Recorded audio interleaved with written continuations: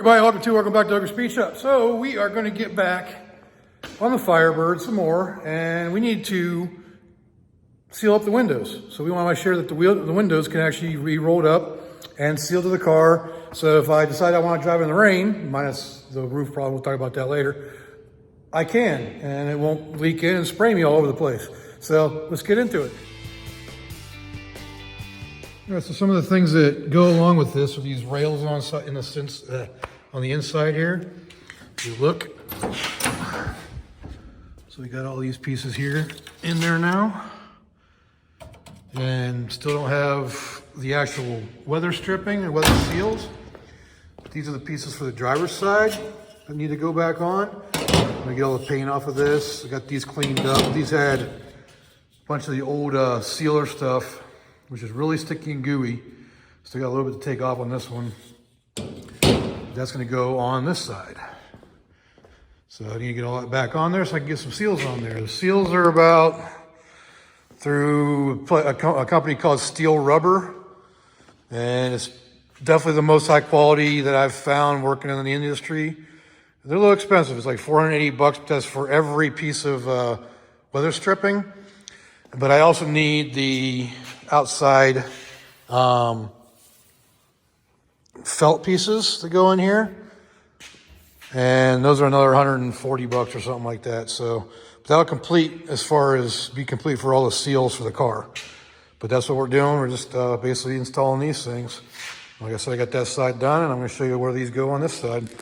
All right, so the first piece we're starting with, and I got it all cleaned up, got all the paint cleaned up off of it. And you see there's a hole there and a hole there. Those are the first ones you want to put in. You want to use what kind of screw is it? Like a machine screw with a slanted head to go in that hole. And it goes right here on this pillar. So that's going to be the first piece that goes on.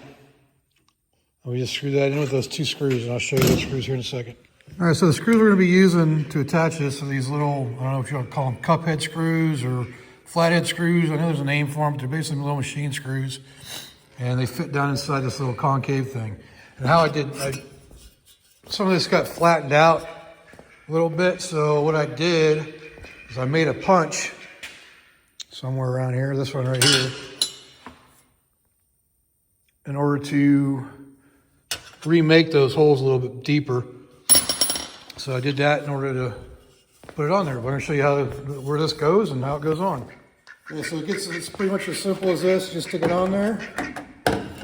This is the first piece for getting these door trims, the door weather stripping pieces on. So you just line up the hole and get your screw started in there. Another 2 screwdriver. That's the first one, and the second one is down here. Probably disappeared behind this mirror. You need to open the door up. Get Dick out of the way here. Get in here and tighten this one up too. All right, so now that piece is in. That's all there is to it for that first piece. All right, so we got the drip rail piece on there now. And remember, I'm just mounting all this stuff up dry for now, just because I'm mocking everything up. But this will be actually glued on there as well with a sealer. So we're gonna put a weather strip sealer underneath this before we put it on, and it'll squeeze that up in there and seal it up from the weather. So that part's in there now. And the next piece we're going to work on is this piece right here, which is the A-pillar piece.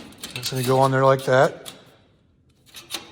And those are going to be held in with these flat style screws with the washer on top of them. Got 2 different sizes because some of the holes have been elongated or enlarged. So I got number 10 and number 8. And basically the exact same thing as what came with it. I'll show you what was on it. They're just old. So that's an original one. So it's basically the exact same thing. I think it looks like number 10 to me, but so that's what was on it when they came off 8 years ago when I pulled them off. So the other thing I need to do is, I was originally planning on taking these drip rails off, and now I'm second guessing that. So I'm going to probably repair that and bend this back up in and fix that while we're at it. And even though I am going to be replacing the roof, and that's going to mean taking that piece off again, but we'll figure it out when that time comes when I get a roof. But so let's get that piece right there installed. All right, so just thing to remember on this piece before you put it up in there, this little stopper right here, it goes to the top. And you also want to take this corner piece right here and attach it. Otherwise it'll be a pain in the butt to put in there. Plus it has to be screwed down on that portion as well. So that goes on there.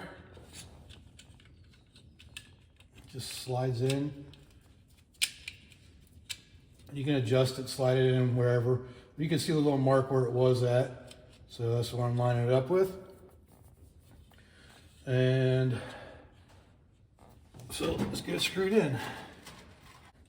Oh yeah, and the other thing, I don't know if you'll be able to see it or not, you can see the witness marks of where the screws were at originally on each one of the holes. So that's basically what I'm going to line it up with. It's just putting the screw in where that lines up at. That way I know it's pretty much where it was at originally. And these ones again, they'll have, we'll be putting some sealer on it.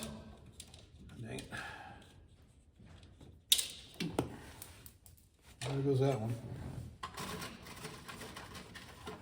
I'm in a weird position here because I'm right-handed and I'm trying to do stuff left-handed here, and it ain't working all that great.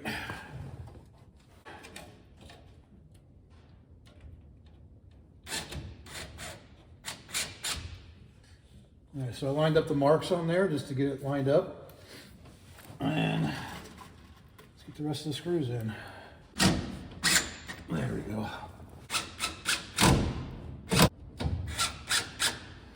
Leave that one kind of loose because I might need to move it for the piece that goes back. I should leave them all loose. Okay, so that's movable now, so I can adjust it. So I think the next thing we're going to do is go ahead and bend this back up and fix the areas around there that I've bent up. Because I was trying to remove this in order to do the roof, because that's two separate pieces in there. So we're gonna work on that. All right, so I'm gonna show you something kind of cool here. So I'm bringing this drip rail back up into position. What I noticed is this particular hammer is like the perfect shape for shaping that drip rail. So I'm gonna use it with another hammer and bring that whole thing back in.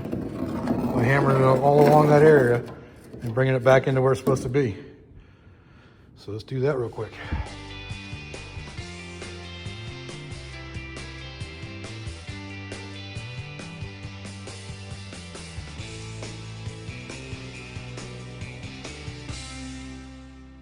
All right, it's not pretty yet, but we got it back up into where it's a drip rail again. I have to figure out what I'm gonna do down here for the rest of this, because there's supposed to be another lip that comes up around here from the old inner fender area, quarter panel area. So, and I cut that all out when I did the quarter panels, thinking I was doing away with the drip rails, but I don't know if I'm going to yet now. So yeah, that's what we're doing. But we got that bent back up into place. It's a little wavy, but we can fix that later. Just want to get it started up in there so I can show you how that piece goes on. All right, so the next piece is this long piece. And the way you want to start it, you want to go down inside between the panels here. So inside the quarter panel, because that way it can go up in and end up going and sliding into that little bracket up here that I was telling you about. This little corner piece. So you gotta get it slide in there as well. Gotta take it all back out again because it didn't go into the little corner piece all the way.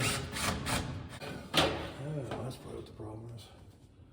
A little damage right there. Get that handle in there. Without damaging the little corner piece.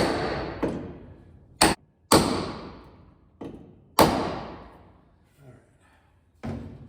Now maybe it'll go in properly. There it went. Jeez. What a pain in the butt. Okay, now we got it.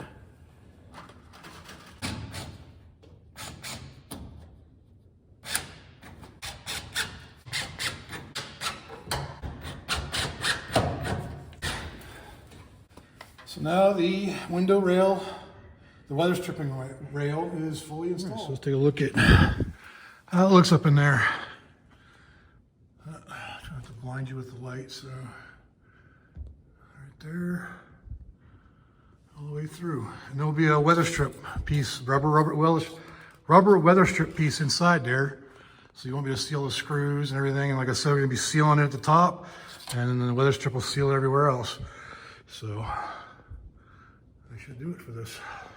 All right, so with the window up, you can see how it's up inside the track nicely. And seals against the window, the quarter window here. So now I need is weather stripping. We can get this car sealed up. All right, that's gonna finish up this video on installing the weather stripping rails for the doors.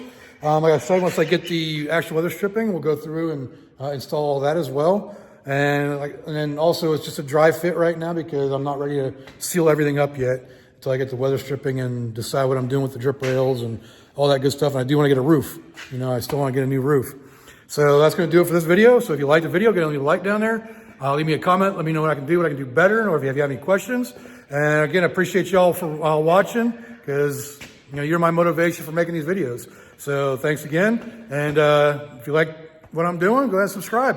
So until next time, I will see you all later.